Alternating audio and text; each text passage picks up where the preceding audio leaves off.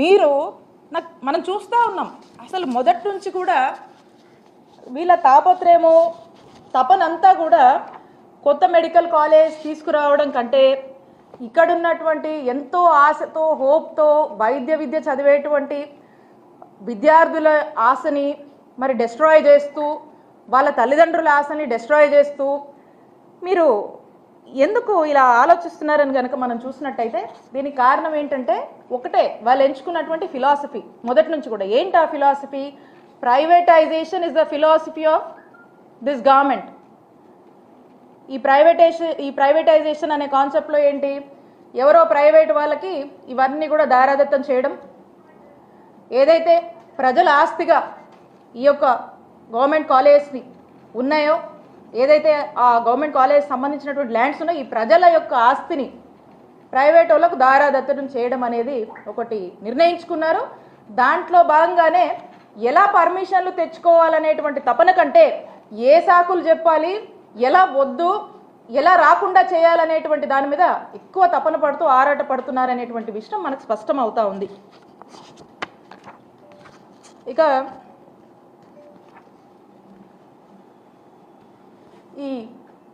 ఈ కాలేజ్ మీరు చూశారు,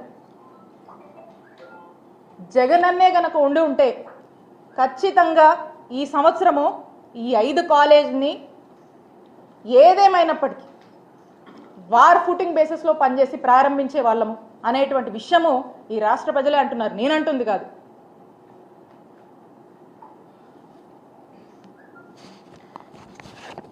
కాబట్టి నేను ఒకటే చెప్తా ఉన్నా, ప్రజల తరఫున మేము మిమ్మల్ని అడుగుతా ఉన్నాం.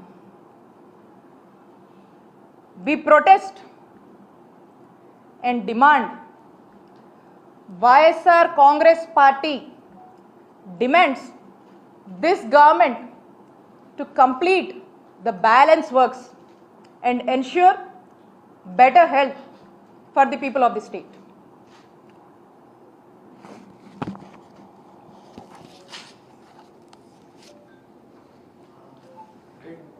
మెడికల్ కాలేజీకి ఇచ్చిన సొమ్ముని వీరు డైవర్ట్ చేశారు, వేరే కాలేజీలకి వేరే పథకాలకు వాడుతున్నారని మంత్రి అసెంబ్లీలో చెప్తా ఉన్నారు. అసలు మంత్రి గారు అదే నేను ఇందాక మాట్లాడుతూ ఉన్నా, అవగాహన ఉండి మాట్లాడుతున్నారో అవగాహన లేక మాట్లాడుతున్నారో మనకు అర్థం కావట్లేదు, లేదా అవగాహన ఉండి కూడా బురద జల్లే ప్రయత్నం చేస్తున్నారు అనేటువంటి విషయం కూడా మనకు స్పష్టం అవుతా ఉంది. ఎందుకంటే మనం తీసుకున్న బడ్జెట్ ఏంటో అసలు మనం చూసుకుంటే మనం 17 గవర్నమెంట్ మెడికల్ కాలేజ్ని తీసుకురావాలనుకున్నాం. ముఖ్యమంత్రి గారి ఆలోచన ఏంటి, 8,500 ఖర్చు అవుతుంది. ఈ 8,500 ఖర్చు అనేది ఎవరో ఇస్తారనో ఏదో అవుతుందని అనుకోలే. మన రాష్ట్ర ప్రభుత్వం నుంచి మనం దీనికంటూ పర్టికులర్ బడ్జెట్ని మనం కేటాయించుకొని, నిధులు కేటాయించుకొని మన రాష్ట్ర ప్రభుత్వం తరఫున వీటిని మనం కట్టుకోవాలనుకున్నాం. ఒక 3 కాలేజీలకు మాత్రం కేంద్రం నుంచి 195 crores చొప్పున 3 కాలేజీలకి, పాడేరు, మచిలీపట్నం, పిడుగురాల, ఈ 3 కాలేజ్కి కేంద్రం మనకు సపోర్ట్ చేస్తుంది. అది కూడా 195 crores ఫర్ ఈచ్ కాలేజ్.